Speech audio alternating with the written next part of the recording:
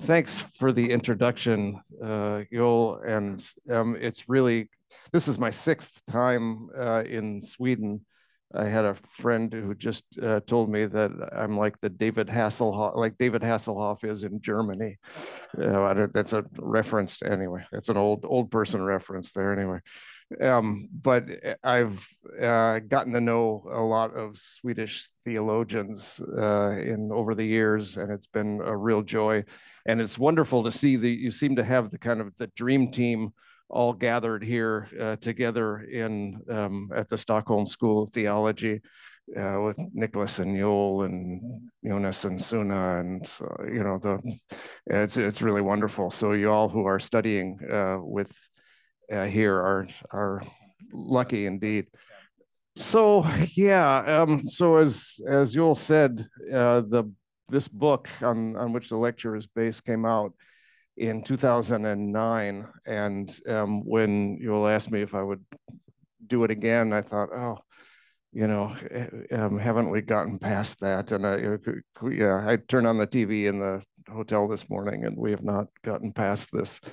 Not just the reality, but the discourse around it, right? So there's this common thread that runs through so many discussions about immigration from the Middle East and proposals to ban religious schools in Sweden, and the Russian invasion of Ukraine, and of course what's going on in Gaza.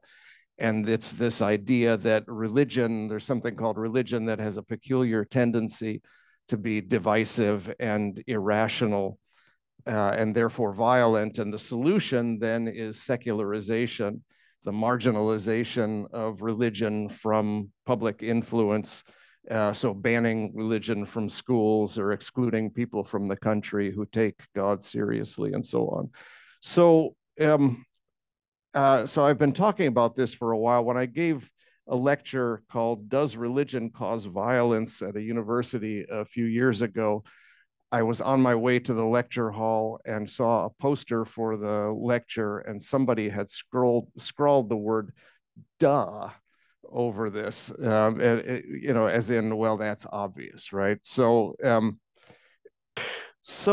there's lots of different examples that people cite when they give evidence that religion has this tendency to promote violence, right? The shootings in Brussels, I suppose, for Sweden are the most recent example close to home.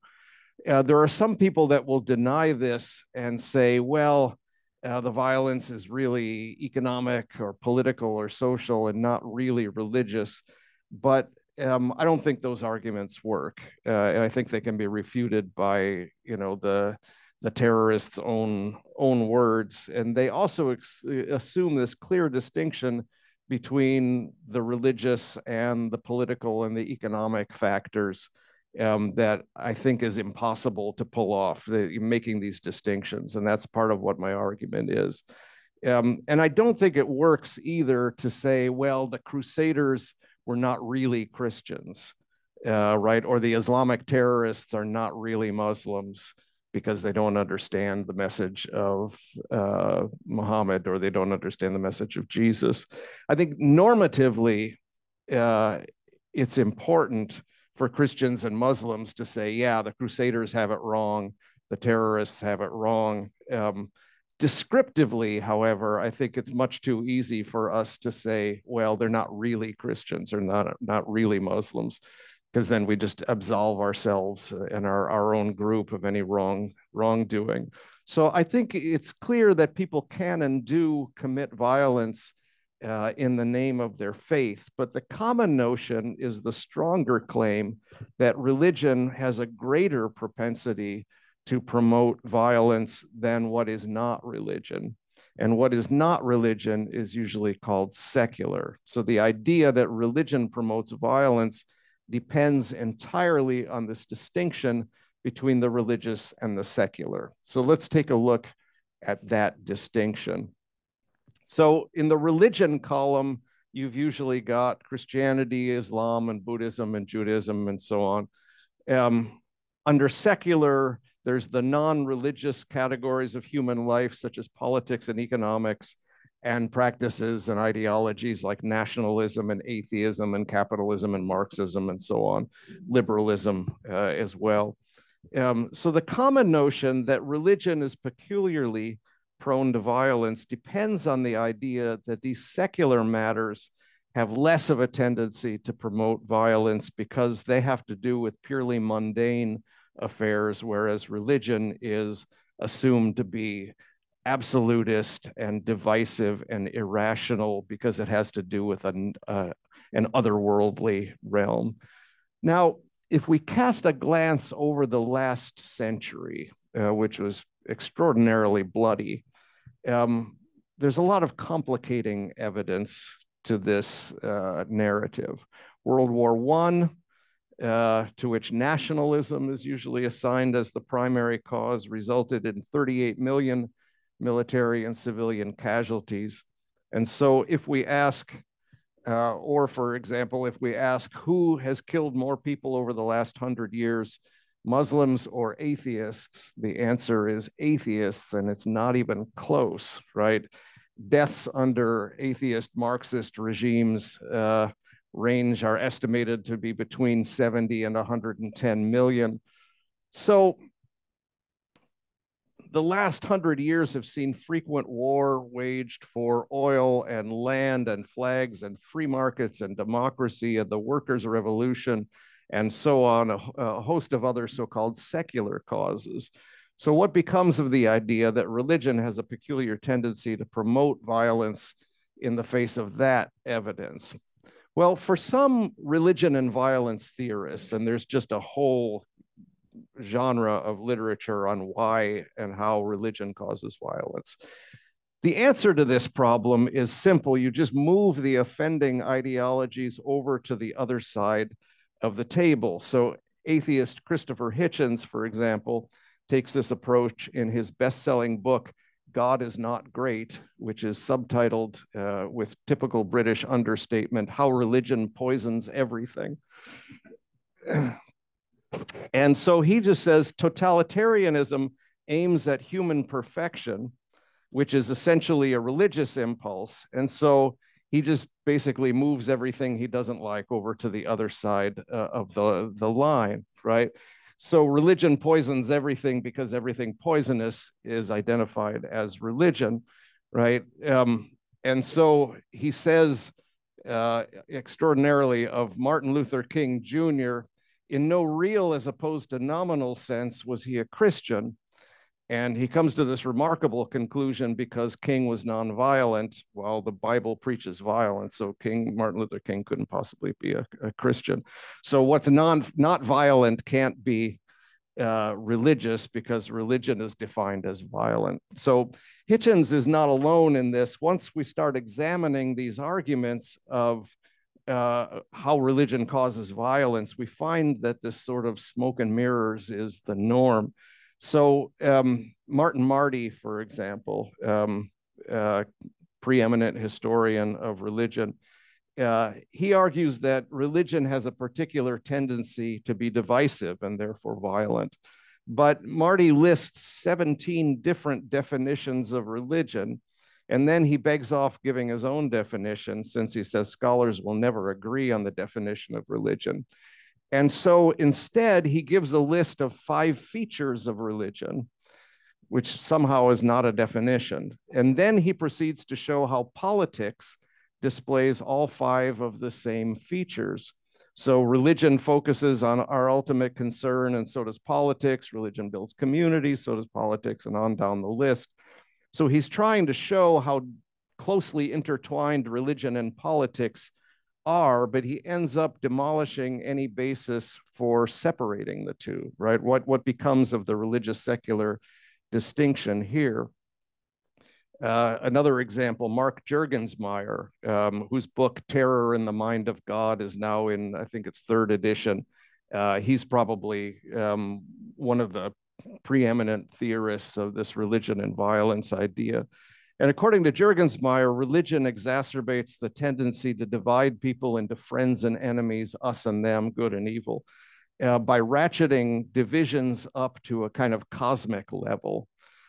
But he's forced at some point to admit the difficulty of separating religious violence from secular violence. And so he'll say, secular nationalism, like religion, embraces what one scholar calls a doctrine of destiny. One can take this way of looking at secular nationalism a step further and state flatly that secular nationalism is a religion. Elsewhere, he says the secular is a sort of advanced form of religion. So if this is true, then it subverts the entire basis of his argument, right? Which is about this distinction between religious and secular, right? What becomes of this religious secular divide if the secular is a form of religion, right? What's left on the other side of the ledger? So some religion and violence theorists deal with this problem by just openly expanding the category of religion to fit all of these other things. So Richard Wentz's book, Why People Do Bad Things in the Name of Religion, includes not only Islam and Christianity and Buddhism and so on, but also consumerism, secular humanism, football fanaticism, faith in technology, and a host of other ideologies and practices under the rubric of religion. So he concludes, perhaps all of us do bad things in the name of religion. So I think he's correctly intuited that people do violence for all sorts of reasons. Where he goes wrong is in thinking that he can obliterate the line between religious and secular and still end up blaming violence on religion, right? So instead of an argument for why religion has a greater tendency to promote violence than the secular, he's simply taken everything for which people do violence and labeled it religion. So again, the question is what's left on the other side of the ledger, right? So Wentz is what is sometimes called a functionalist because he believes that religion is whatever functions like one. So there's this divide in the scholarly literature between functionalists and substantivists, those who think that religion can be defined on the basis of what people believe, and a functionalist says, no, you define it on the basis of what people do. And so there's a vast functionalist literature on Marxism as religion, for example, and you can kind of see the little parallels here. I just, yeah, anyway, you get the idea, right? There's an extensive body of literature on nationalism as a religion. Carolyn Marvin argues that, quote, nationalism is the most powerful religion in the United States and perhaps in many other countries. And she's not using this term metaphorically, right?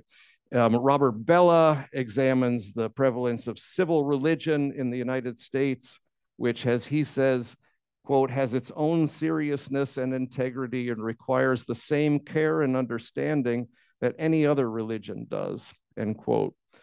And so you can look at, for example, all of the myths and symbols and sacrifices around the flag. This is the way that American school children used to salute the American flag and say the Pledge of Allegiance before I think 1940 is when it was officially changed to hand over heart.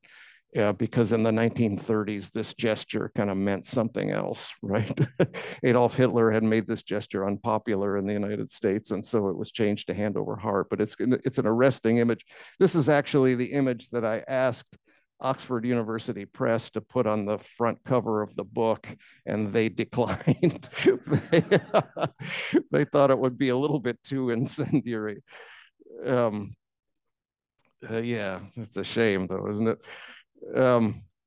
So these are America. This is like Cleveland and not Nuremberg. And so many other manifestations of civil religion. This is the image that you get if you look up into the dome of the Capitol building in Washington, D.C. It's by Constantino Brumidi, who used to work at the Vatican and then came to the United States to work on this. It's called the apotheosis of Washington, the becoming God of Washington, as Washington kind of ascends into the heavens, surrounded by these mythical figures and so on. So the same phenomenon is found in economics. A business school dean, a few years ago, there were rolling blackouts in California, and one of the architects of the deregulation of the electrical grid was the business school dean at the University of Oregon, and he was quoted in the New York Times saying that free markets always work better than state control, and he said, quote, "I believe in that premise as a matter of religious faith." Right? And so scholars who take a functionalist approach just take him at his word, right? If it walks like a duck and quacks like a duck, it's a duck, right? If it acts like a religion, it's a religion. So a survey of religious studies literature finds the following treated under the rubric of religion: totems, witchcraft, human rights, Marxism, liberalism, Freudianism, Japanese tea ceremonies, nationalism, sports fanaticism, free market ideology, Alcoholics Anonymous, and a host of other institutions and practices. I could go on. So at this point, though, a lot of audiences are thinking, well, all of that is just wrong, right? We know what religion is. Religion is about God or gods, right? So just go back to that original slide and it's clear enough, right? This is what we all know really is religion. Those other things are not really religion. Those things are what are really religion, right? But the problem is that some things on this list don't have a central concept of God or gods, right? There are forms of Buddhism, Theravada Buddhism, Confucianism, Taoism, and so on, that don't have God as a central category. So you could say, okay, let's expand the definition of religion to a kind of broader category, something like transcendence, right? That's oftentimes what gets used as you try to save this definition of religion, some more inclusive term. But the problem is that transcendence also applies to things like nationalism and Marxism and so on, right? So if you expand the category of religion to include godless Buddhism, it's hard to exclude godless Marxism, for example, right? Nationalism, Marxism, transcendence, eschatology, a lot of that is there, right? So even if we could find a way, though, to stabilize these categories of religious and secular and get everybody to agree once and for all what belongs in each category, would that help us with the question of violence, right? Is there any good reason for supposing that people are more likely to kill for a god than for a nation, for example, right? So if you ask how many Americans who identify as Christians would be willing to kill for their Christian faith, probably very few would say yes. But if you ask how many would be willing to kill for their country, then people are generally going to think that killing for your country is sometimes necessary and often laudable, right? Whereas even evangelizing in public is in poor taste, right? So I think we have to conclude that there's no coherent way to isolate religious ideologies with a peculiar tendency toward violence from their supposedly tamer secular counterparts. So-called secular ideologies and institutions like nationalism and capitalism can inspire just as much violence as what is called religion. So if all of this sounds like academic hair splitting over definitions, it's really no more complicated than what the Bible says about idolatry, right? This is just a biblical term, and this is my book that's coming out in January is on idolatry. right? It's this basic biblical idea that people treat all sorts of things as if they were gods, right? Golden calves and armies and mammon, and even their own bellies, as Paul says in Philippians 3:19. So so-called religious and so-called secular ideas and practices often function in the same way. So the myth of religious violence fails because it depends entirely on a stable religious secular divide that doesn't exist. There is no once and for all definition of religion. Religion is a category which is constructed in different ways in different places and times, and according to the interests of who is doing the construction, right? So to understand why there's so much confusion around the category of religion, let's examine the history briefly. So it's confused, but yet it's still used. So why is that the case, right? So, yeah, sorry, I'm behind a slide here. Yeah, so yeah, you get the idea. So Charles Kimball's book, When Religion Becomes Evil, begins with the following claim. It is somewhat trite, but nevertheless sadly true to say that more wars have been waged, more people killed, and these days more evil perpetrated in the name of religion than by any other institutional force in human history. Now, he doesn't try to prove this claim, but if you were to try to prove this claim, you would need a transhistorical, transcultural concept of religion that would be at least theoretically separable from other institutional forces in human history, like politics, for example, right? The problem is that there was no such thing called religion as considered separable from politics until the modern era, and even then primarily in the West. So the Romans had the term religio, but there was no religion politics distinction. How could you have that distinction if Caesar is a god, right? There is no kind of religion politics distinction.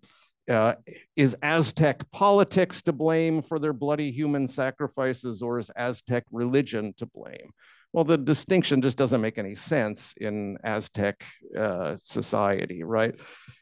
As Wilfred Cantwell Smith showed in his landmark book, The Meaning and End of Religion, religion as a discrete category of human activity separable from culture and politics and so on is an invention of the modern West. The ancient Romans deployed the term religio, but it covered all kinds of civic duties and relations of respect that we would consider secular.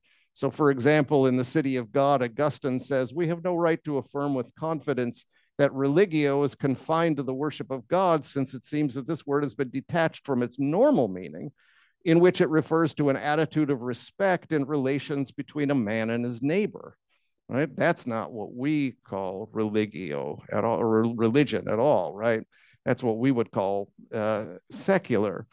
So the distinction just isn't there. In the medieval era, the religious secular distinction was a distinction between two different kinds of clergy, right? Priests who belong to a diocese and priests that belong to an order, like the Franciscans or the Dominicans and so on. So there was no realm of secular pursuits to which God was indifferent. And though there was a distinction between civil and ecclesiastical authorities, between kings and bishops, right? There was no distinction between religion and politics as we conceive it. So the religious secular distinction as we know it was a creation of the early modern period in Europe. And it comes at the end of centuries of struggles between civil and ecclesiastical authorities. It was the creation of the modern sovereign state between the 15th and 17th centuries. So religion is invented as a universal, essentially interior and private impulse that is essentially separate from politics and other secular concerns. Why? Because then you can tell the church that religion is your business, but that's private, right? It takes centuries for this to work out, and I'm simplifying a very complicated story, but that's the basic idea. It's a contingent European arrangement of the early modern period, this religious secular distinction, but then it gets exported to the rest of the world in the process of colonization. So Smith's study concludes that, quote, there is no closely equivalent concept to religion in any culture that has not been influenced by the modern West. So he goes looking for such a concept in ancient Greece, Egypt, China, India, doesn't find it anywhere else in the ancient world. In their initial encounters with indigenous people in the process of colonization, the colonizers reported back home with remarkable consistency that the natives have no religion at all, right? And then once colonized, then they suddenly discovered that they had religion. Because religion becomes this powerful tool for the classification of native cultures as essentially distinct from the business of government. So Hinduism is a term that is first used in the 1780s. You've got Hindus before then, but you don't have Hinduism. You don't have a religion called Hinduism. It becomes a religion over the course of the 19th century, despite the fact that it encompasses the entire Indian way of life, everything we would include under politics and culture and religion and economy. Fritz Stahl has concluded, quote, Hinduism does not merely fail to be a religion, it's not even a meaningful unit of discourse, end quote. And he doesn't mean that as an insult to Hindus. What he's trying to say is that it's this expansive category that covers everything in Indian life. Why then does it become this religion? Well, under British rule, it's a very handy classificatory tool, because you can then take everything that means to be Indian and privatize it, right? To be British is to be public, to be Indian is to be private, is one way of putting it. So this is why many contemporary advocates of Hindu nationalism, like the ruling BJP in India, they refuse to categorize Hinduism as a religion.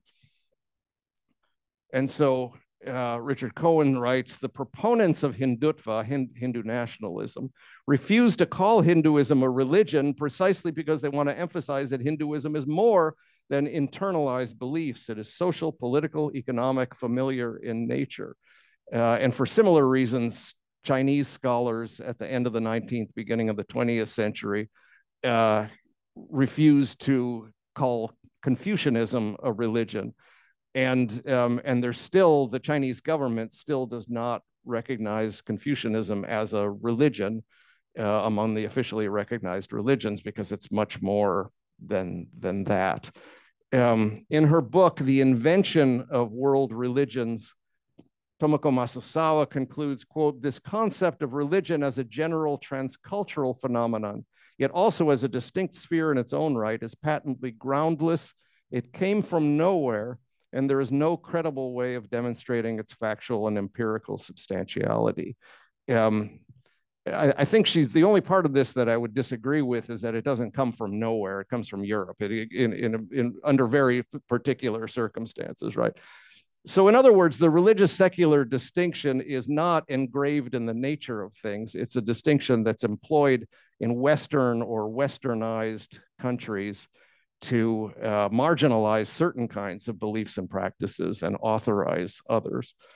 So the last thing I want to talk about then is, if the myth of religious violence is so incoherent, why is it so prevalent, right? Why is it still everywhere? Well, because it's useful, right? Whose purposes does it serve? So in the book, I look at America in particular, and look at domestic policy and then foreign policy. So America is different than Sweden, but I think there are a lot of similarities. Well into the 20th century, religion was cited in US Supreme Court cases as a unifying social dynamic. And beginning in the 1940s, it's cited as a divisive social dynamic. And so the first US Supreme Court decision to invoke the myth of religious violence was a case called Minersville School District versus Gobaitis from 1940, which dealt with compulsory pledging of allegiance to the American flag. Can you force Jehovah's Witnesses to pledge allegiance to the American flag? Justice Felix Frankfurter invoked the specter of religious wars in addressing this question. And he says centuries of strife over the erection of particular dogmas as exclusive or all-comprehending faiths led to the inclusion of a guarantee for religious freedom in the Bill of Rights. The First Amendment sought to guard against repetition of those bitter religious struggles by prohibiting the establishment of a state religion and securing to every sect the free exercise of its faith. So he concluded then that you can't force Jehovah's Witnesses to salute the flag, right? Wrong. He concludes from this that you can force the Jehovah's Witnesses to salute the flag, right? Why? Because their dissent threatens the promotion of national cohesion. We are dealing with an interest inferior to none in the hierarchy of legal values. National unity is the basis of national security. What the school authorities are really asserting is the right to awaken in the child's mind considerations as to the significance of the flag, contrary to those implanted by the parent, right? So you can force the Jehovah's Witnesses to salute the flag, and that was the majority decision in this case. The Supreme Court reversed itself 3 years later, but Frankfurter has succeeded in introducing this discourse of the myth of religious violence into Supreme Court cases. And from then on, it's invoked in case after case after case in which the rights primarily of Christians at that point were being kind of contracted because of national unity. So Martin Marty discusses this case, the Minersville School District versus Gobitis, and he talks about the many instances of Jehovah's Witnesses who were attacked and beaten and tarred and castrated and imprisoned in the United States in the 1940s because they refused to salute the American flag. They thought it was idolatry, right? Theologically, I think they're probably right. Now,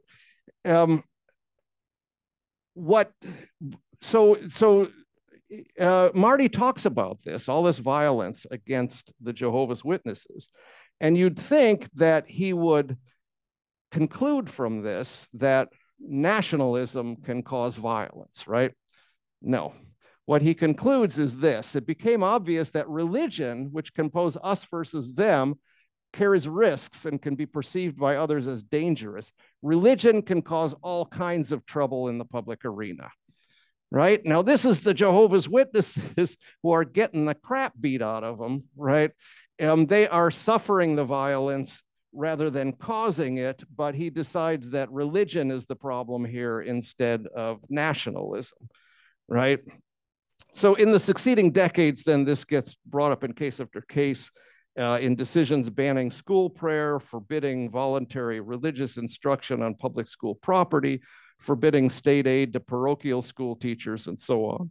So when the court banned school prayer in the Abingdon case in 1963, again invoking the specter of religious violence, Justice Potter Stewart dissented, and he warned of, quote, the establishment of a religion of secularism. Interesting.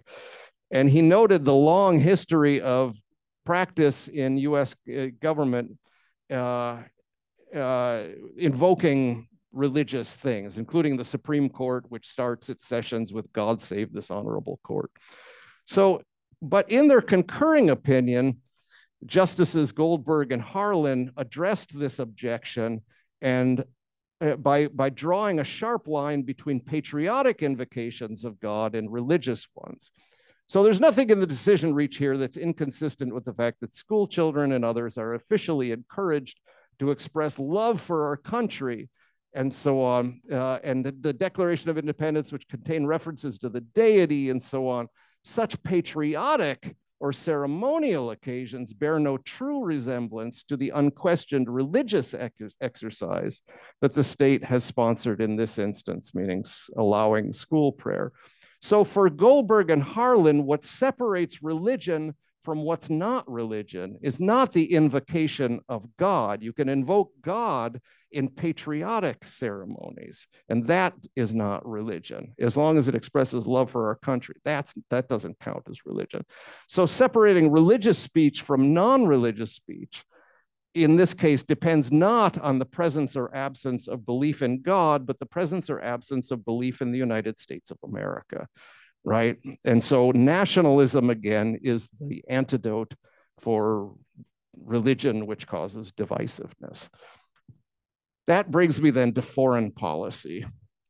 The conventional wisdom helps reinforce and justify Western attitudes and policies towards the non-Western world, especially Muslims these days. So we tell ourselves that we have a peaceful and secular type of government, because we have marginalized religion to the private sphere, whereas those crazy people over there, they still mix religion with politics, and that makes their politics dangerous and irrational and so on. So their politics is religious, and therefore it's irrational and divisive. Our violence, on the other hand, is secular, and it's rational and peacemaking.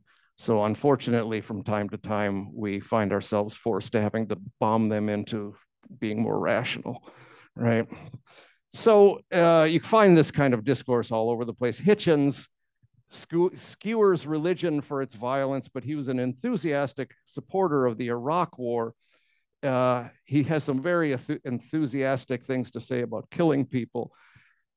I say to the Christians while I'm at it, go love your own enemies, by the way. Don't be loving mine. I think the enemies of civilization should be beaten and killed and defeated. Don't make any apology for it. It's not possible for me to say you pursue your Shiite dream of a hidden imam, and I pursue my study of Thomas Paine and George Orwell, and the world is big enough for both of us.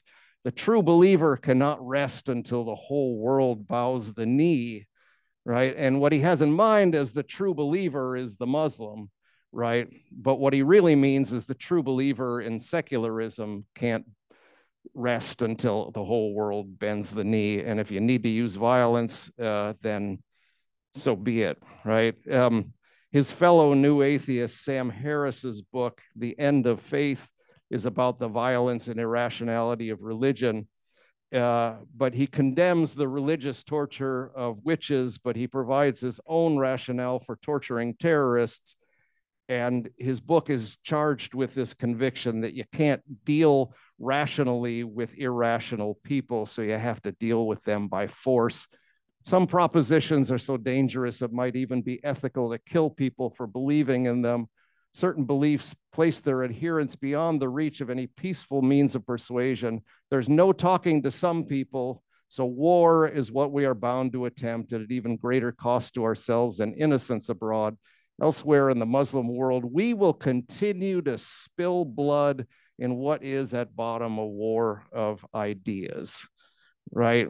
So religious people hold irrational beliefs. There's no use trying to talk to them. The only thing you can do is bomb them. So the myth of religious violence becomes a justification for the use of violence.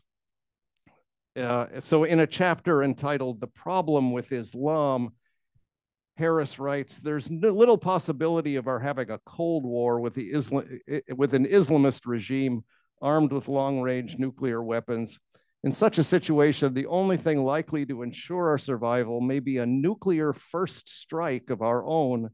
Needless to say, this would be an unthinkable crime, tens of millions of innocent civilians in a single day, but it may be the only course of action available to us given what Islamists believe. So before we get to that point, Harris continues, we have to encourage civil society in Islamic countries, but we can't trust them to vote for it. So some form of benign dictatorship will be necessary to bridge the gap.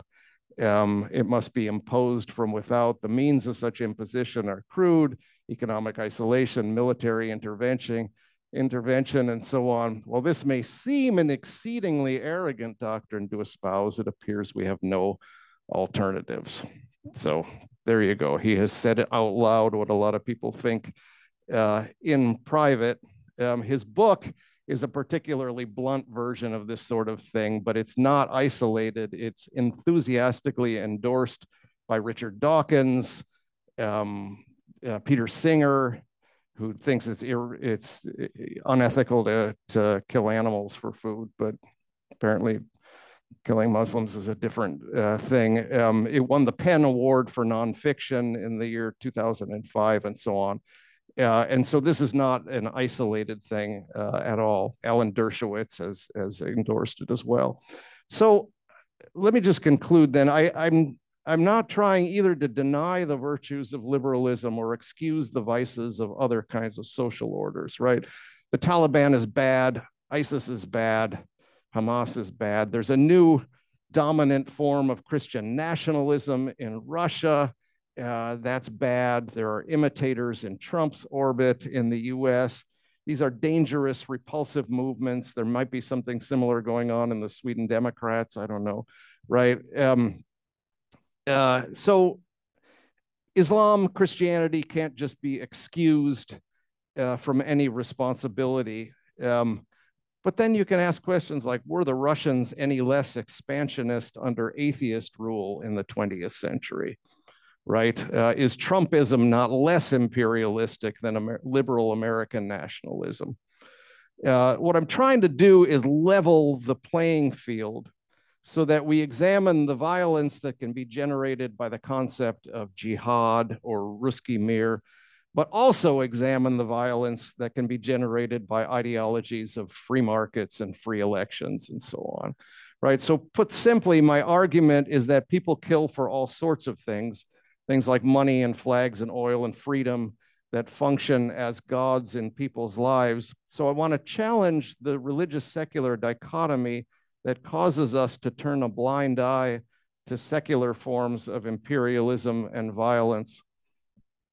Insofar as the myth of religious violence creates the villains against which a liberal social order defines itself, the myth is really little different than previous forms of Western imperialism that established the inferiority of the non-Western others and expected them to conform to Western power in the hopes of kind of making them more like us, right? So this type of imperialism produces fundamentalism as an opposite reaction.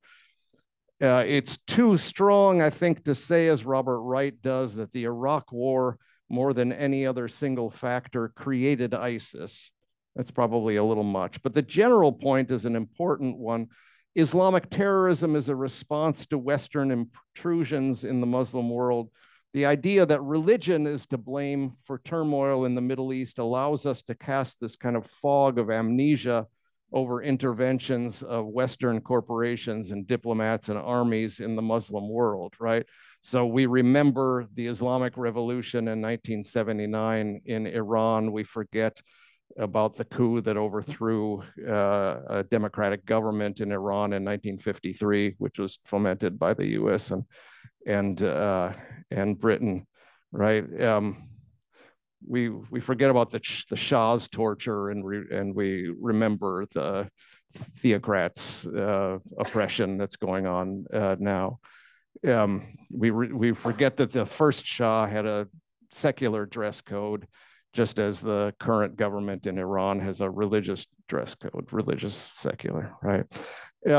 So much of our discourse around these issues is guided by these broad stereotypes of secular people who have only facts versus mindless believers who believe crazy things, right? So in the first case, I don't really believe in non-believers, right? Everybody believes in something, right? So you tell me what you believe, I'll tell you what I believe, and then let's have a conversation, right? But in the second case, most so-called religious people are not just mindless dupes, right? Muslims are not programmed to commit violence by a few passages in the Quran, right? Just as Christians employ strategies of interpretation that allow us to reconcile our beliefs with science and with people of other faiths, Muslims employ such strategies of interpretation every day, right? 120 leading Muslim scholars have issued an 18-page point-by-point refutation of ISIS claims based on the Quran and other authoritative Muslim texts. They accuse ISIS of cherry-picking a few verses without considering the entire Quran and Hadith, They also say that conditional passages have to be distinguished from unconditional ones, unequivocal passages from allegorical ones. All the historical circumstances of the verses have to be taken into consideration. So these scholars are arguing that the sacred texts need to be taken more seriously, not less seriously than ISIS takes them. So there are, of course, violent forms of Islam, but we have to adopt an empirical approach, right? Rather than have arguments over what religion is like or what Islam is like, it's much more helpful to be as specific as possible, right? This school of Wahhabism here under conditions of Western imperialism in the Muslim world has a tendency to do this and that and so on. So dividing the world into religious and secular is not only too broad, it's just a distorted way of viewing the world. So violence feeds on the need for enemies, the need to separate us from them. And these binary ways of dividing the world up make the world understandable for us and justify what we want to do, but it also makes the world unlivable for many. So I think doing away with the myth of religious violence is one way of resisting these binaries and perhaps turning some friends into, turning some enemies into friends. So I'm going to stop there and let's have a conversation.